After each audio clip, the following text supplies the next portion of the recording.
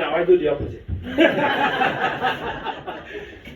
I recently started my trilogy called Sweet 16, about 3 16-year-olds.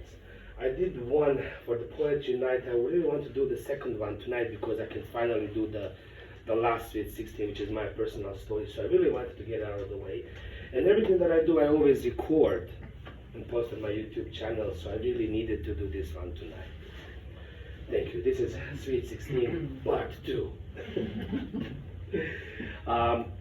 In 1996, I was in Serbia, and out of all those poor Serbs, I was the only one awarded the ticket, the golden ticket, but not to go to the chocolate factory. It was Newfoundland. So it is Disneyland.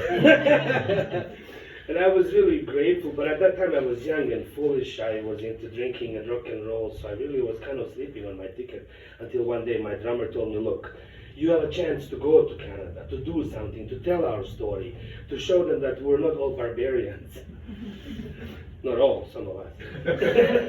So please go, you know. And I said, okay, fine, I will. Unfortunately, I had to move some of my stuff, so I borrowed my friend's car. I took his car, went for a little ride, and ended up scratching this man's fender. And since I was a refugee within my own country, explaining this to the police was too much, so I decided to run away. But they got the license plate, they ended up arresting me and taking all my documents, and he said, you have a month before you leave to Canada, and you have to come up with $150.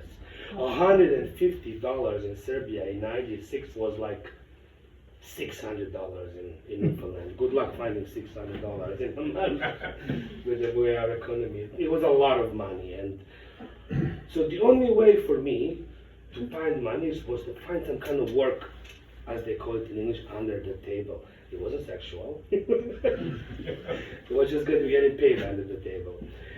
And the craziest place was this restaurant that was a bus on wheels. So this bus would travel to animal markets where people were selling cows, dogs, sheep, and it was like in the middle of a field with nothing. So the men would drive a bus, we would take the tables down, and there was 5 of us. This kid would go buy the lamb, cut them, prepare them, put them on a spit. The other man would roast them, cut them, we would serve them to the people there. My job was making burgers. I would sell about 1,000 burgers a day. That's just like, I can't understand. But there were so many people selling horses and cows, and I cannot explain, like the craziest party ever. You know, Newfoundlanders do party, and I have been to some shed parties that remind me of those animal markets, but those Serbian animal markets, nothing compares to it, and no jokes about it. The part of the Sweet 16 was my friend, so there was the young boy, he was 16 years old, and his job at that time was to go and get the lambs. We would go to about 30 lambs a market, and we would go to like 3 or 4 markets a week.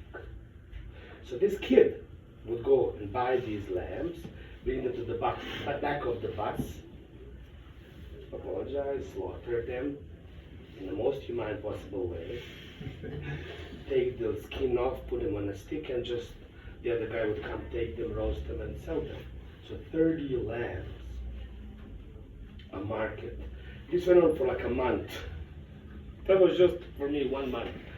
And at night we would spend the night together, so we would be sleeping there, and I'm like, man, we worked so hard today, I can't fall asleep. Why don't you try counting sheep?